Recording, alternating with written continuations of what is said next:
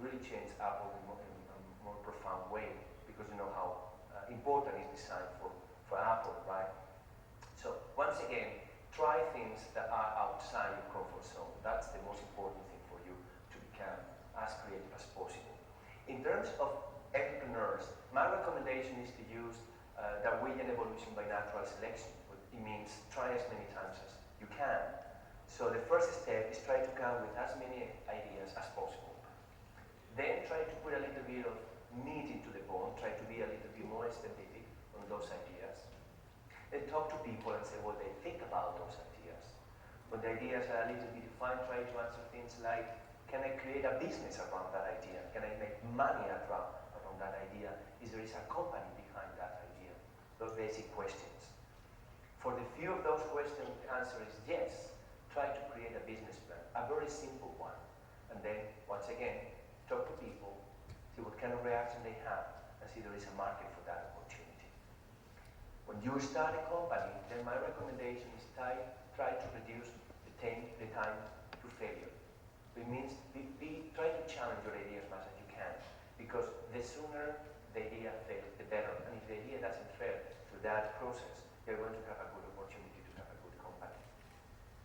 Finally, in terms of my experience, I would say formal education is a killer for creativity. I'm an art professor, so I know what I'm talking about. We educate people like if everybody would be alike. This is the way we usually teach, with a panel right here. Everybody can see me. Then you are there in the classroom. It's a master class. This is really bad for creativity.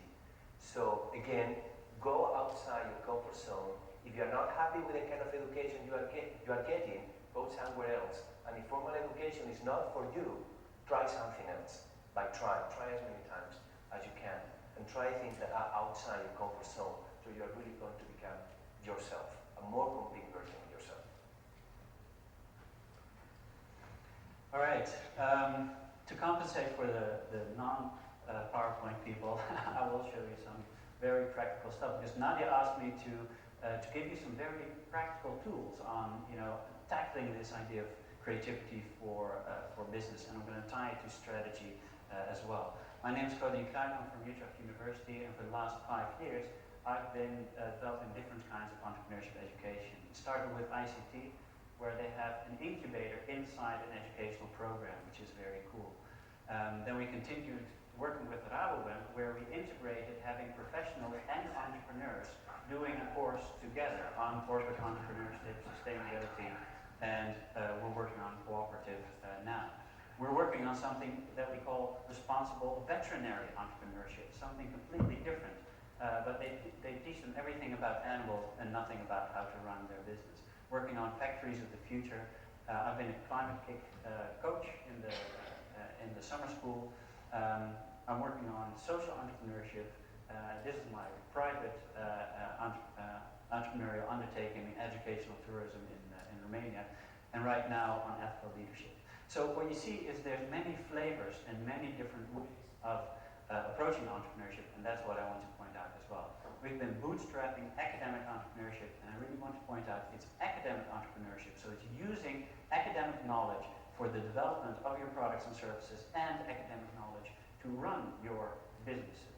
I believe there's a lot to be gained there as well. So, to make my point, I quickly have to go take you through our view of entrepreneurship. You'll see many different definitions, and they all have to do with creation, and there's where creativity already comes in. But in the end, it's about creating value, and that's a subjective thing. It is value to your customer, and it is value to you as well. It involves a process, which is not a linear process.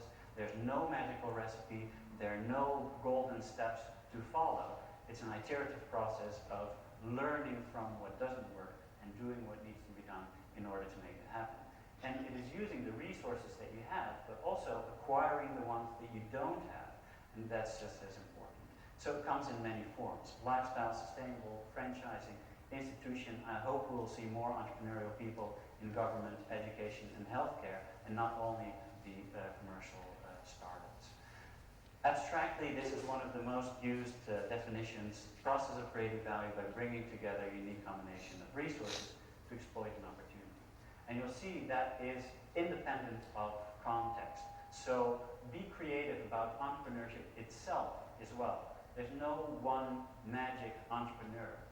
We hear about Zuckerberg and Gates, but there are many flavors of entrepreneurs who create just as much value as well. So think about what fits you at this moment in time and how you can develop yourself as an entrepreneur, where your interests lie. Quickly about creativity. Who of you considers themselves to be a creative person? Okay, that's what we usually get, less than 20%. And I believe it's not about you not being creative, it's about your idea about creativity. And usually people think about creativity in these terms, about finger painting. What I found cool is foot painting apparently as well. But there are practices that we can use in order to stimulate creativity. We do it because we want to do something different. We have an itch to make a difference, to change an old situation. We can do that in different ways. Working with ideas, materials, organizing businesses, or the way we create things in a different way. New relationships, events, inner creativity, all kinds of creativity. It's not so much, I believe, divine intervention as it is hard work.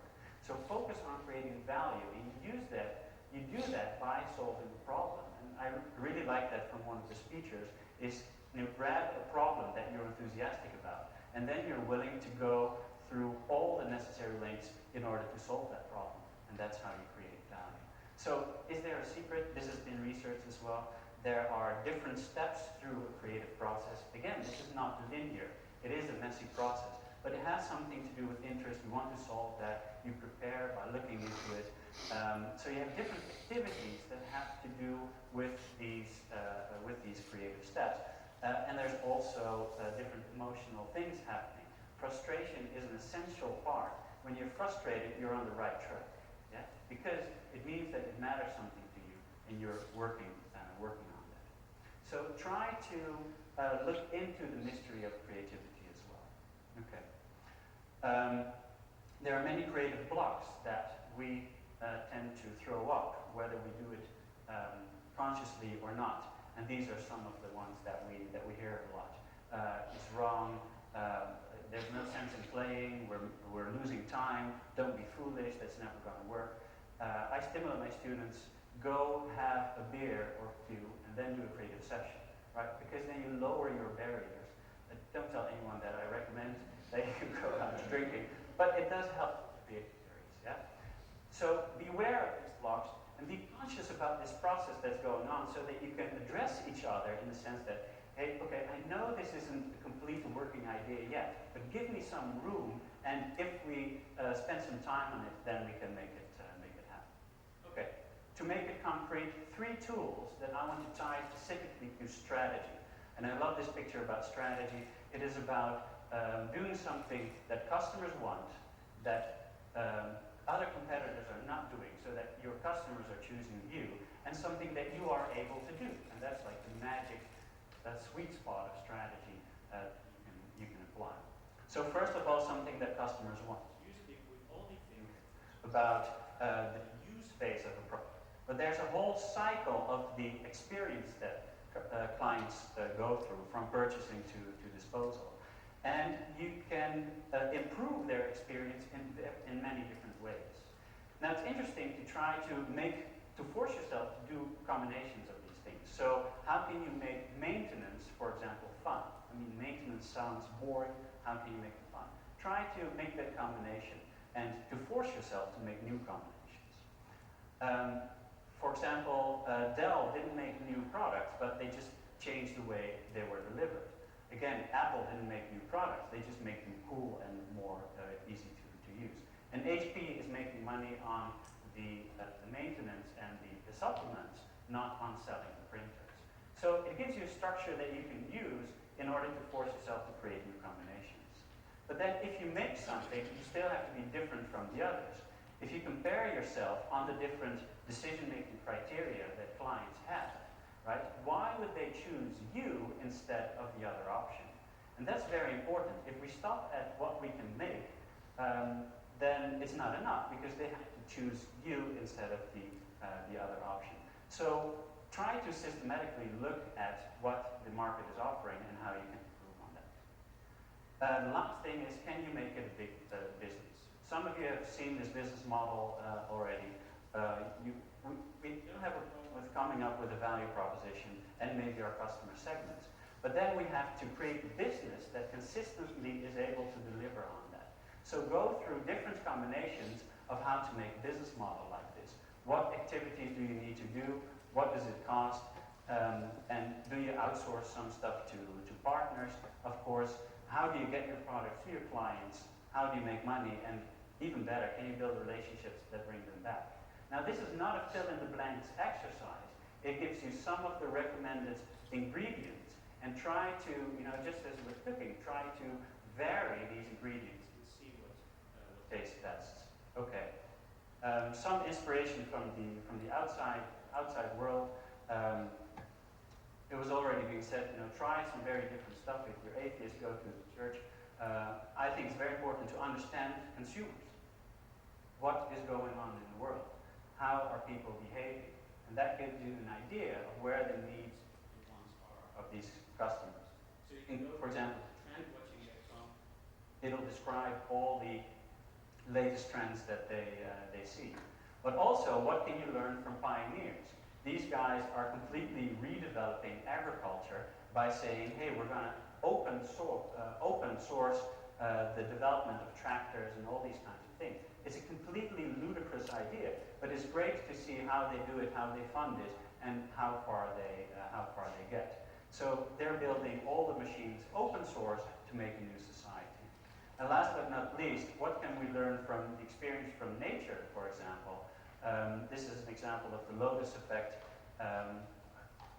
I'm not going to go into that, but there is a group of people out there that is trying to capture all the experience of 3.8 billion years of natural selection and how nature solves problems, and we can learn from that. So very different, I think very cool sources of inspiration for you to solve your problems. And we can actually simulate that by evolutionary computing.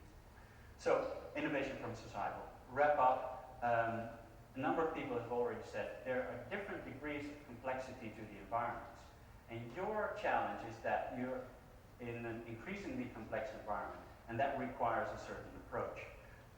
Simple environment has repeating patterns. That's what you can predict. That's what they did 50 years ago. We can just extrapolate the sales graph, and then it'll make it happen.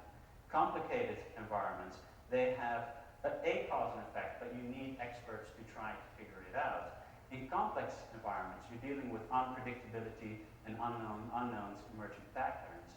And in chaotic environments, it's better to even just start and then see what works and then continue. But the point of this is that you need to understand what your environment is doing and how it's best to approach it. If you're dealing in a complex environment, there's no sense spending 2 months on writing a business plan. Make an experiment as soon as possible, try to make it work, get feedback, and that will teach you a lot more than the just theoretical market research that's being done. Because the environment's already changing by the time you are done. All right. Sorry for taking a bit more time. That's the introduction. Okay, thank you for the interesting presentation. Now touched most of the issues related to. Okay, closer. Okay, about now. Yeah, so you have tried to touch most of the issues related to creative ideas. So thank you all for the introduction. So now we go to Philippe's experiment. Our experiment. So what I propose to you is a very short experiment, bear with me 10 minutes, more or less, where I would like to give you a hands-on feeling of what I mean with, and what we mean with pragmatic creativity, getting it really done. Creativity is really a crucial skill. It will become more and more crucial. So afterwards we'll decode, and I'd like to share some viewpoints, which hopefully some are already known, and some others you might see in a different way. So can I ask of you the following, to play along with the following issue. I'm of Belgian origin. You know, Belgians, they like potatoes. Yeah?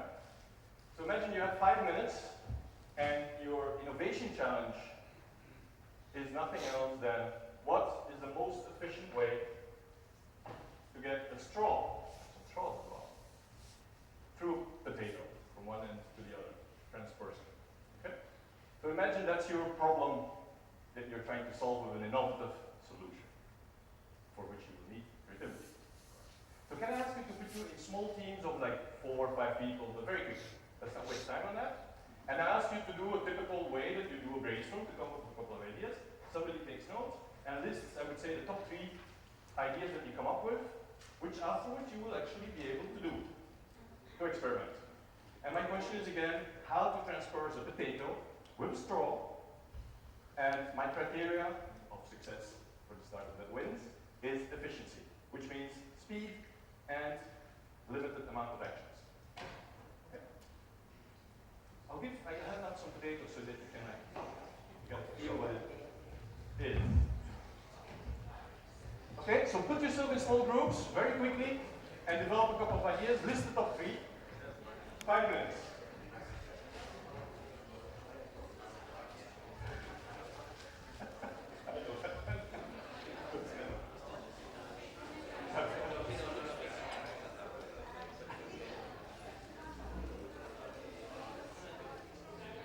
You gotta try to transverse the potato with a straw. Transverse, so okay. Start at one end, come out at the other.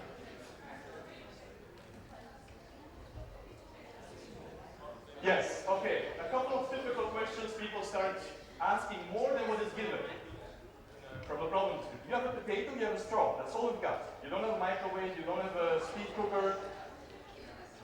You have a straw and a potato. Gravity is still present because it's hard to... You have a floor, you have a person. One person. Okay? Ah, people want the potatoes in the field.